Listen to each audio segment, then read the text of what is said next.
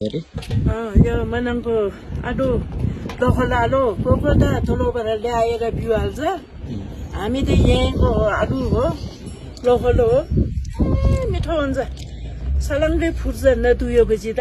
तपाईहरुले यसमा यो आलु खेती गर्दाखेरि त्यो रासायनिक मलहरू युज गर्नुहुन्छ कि हुँदैन? मल हाल्छ नि, बाख्राको मल, चौरीको मल, गाई गुरुको मल हाल्छ। त्यो विषादीहरू चाहिँ छर्नुहुन्न, बजारमा पाउने विषादीहरू चाहिँ? त्यो छोड्दैन, त्यो छोड्दैन। हामीले बनाएको मल हाल्छ, गाई चौरी अनि गोरा मल पनि हाल्दैन हामी, त्यो धेरै राम्रो हुँदैन।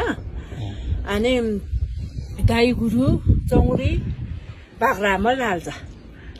अनि सबै हामीले त्यो तलको मल त कहिले नै हाल्दैन, युजै गर्दैन हामी। अर्ग्यानिक टेस्ट यो आलुमा चाहिँ अर्ग्यानिक टेस्ट छ। यो आलु त मनाङ आलु त साह्रै राम्रो आलु हो। तपाईँको यो चाहिँ टुरिस्टको लागि सानो घर?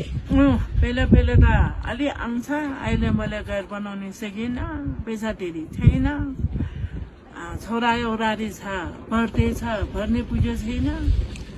अनि त्यति सानो घरमा अलिअलि गरेर पैसा भयो। यो चाहिँ कोलो हो? यो चाहिँ अर्ग्यानिक कोलो? मेरो बारीमा आएको कोलो। अनि यहाँ साउ पनि बेच्न राख्नु भएको छ उहाँले चाहिँ? साउ पनि यहाँको लोकलै हो, लोकल साउ, हाम्रो बारीमा एकदम टेस्टी छ है। अनि यो सानो सानो साउनहरू यहाँ राख्नु भएको रहेछ उहाँहरूले चाहिँ।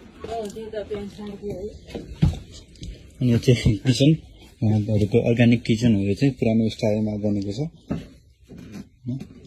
यो यस्तो मनाङतिर घुम्न आउँदाखेरि चाहिँ हामीले अर्ग्यानिक टेस्टलाई नै प्रिफर गर्नुपर्छ, न कि हामीले त्यो